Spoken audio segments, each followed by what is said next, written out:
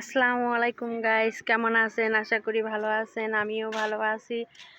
আজকে সবাই পুকুরে গোসল করতেছে। যাই হোক, আমরা অনেক কাপড় চোপড় খেঁচেছিলাম, কারেন্ট গিয়েছে, মোটরে পানি ছিল না, তাই সমস্ত কাপড় চোপড় আমরা পুকুরে খাচ্ছি।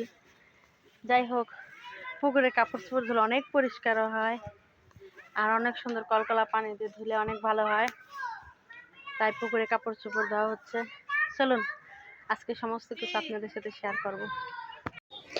দেখুন গাইস, কত সুন্দর পানি, তাই না? এই পানিতে কাপড় কাচতে খুব মনে চায় না?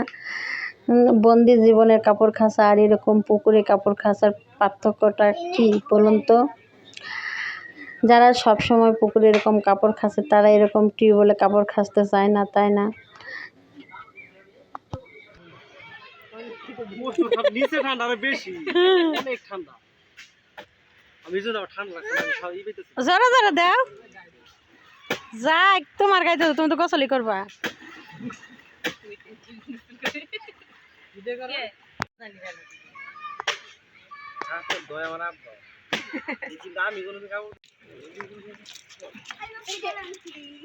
রোদের জন্য দেখাও যায় না।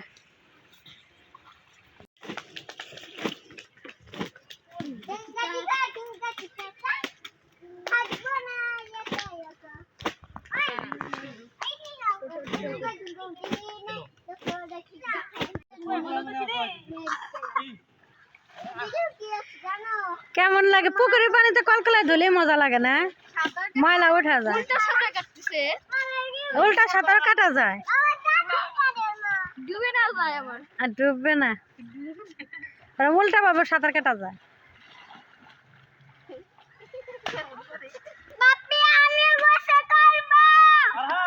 করো না করো না,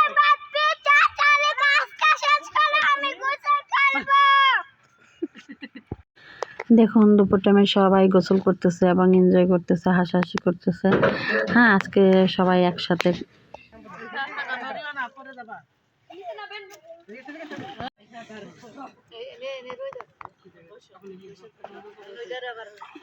তোমাদের সাথে কত মানুষ গোসল করে গেল, তোমাদের গোসল হইলো না? মাথায় শ্যাম্পু দিয়ে দাও দুজনেরই। আরেকজন গুপ্তধন পাইছে।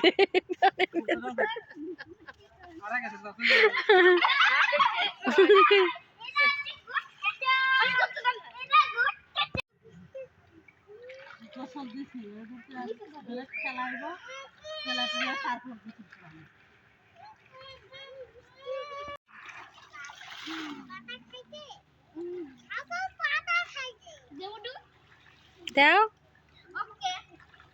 আঁটু পানিতে ডুব দিবে, আর একটু নিচে নামো।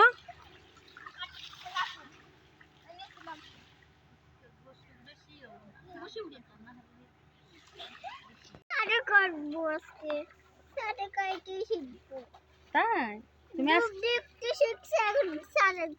আমার মেয়ে ডুব দেওয়া শিখে গেছে, এখন সাঁতার দেওয়া শিখবে। তাই বলো, আমার জন্য দোয়া করবেন, আমি যেন সাঁতার শিখতে পারি, তাই না?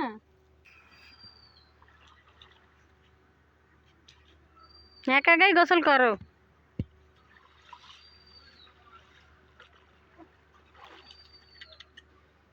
মাথায় একটু শ্যাম্পু না।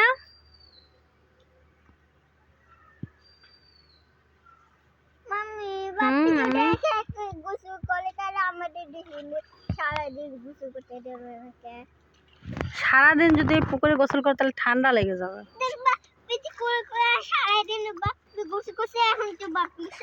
বাপির গায়ে ময়লা পড়ছে, তোমাদের গোসল করাতে যায়, তাই বাপি এখন পানিতে গোসল করে আসতেছে।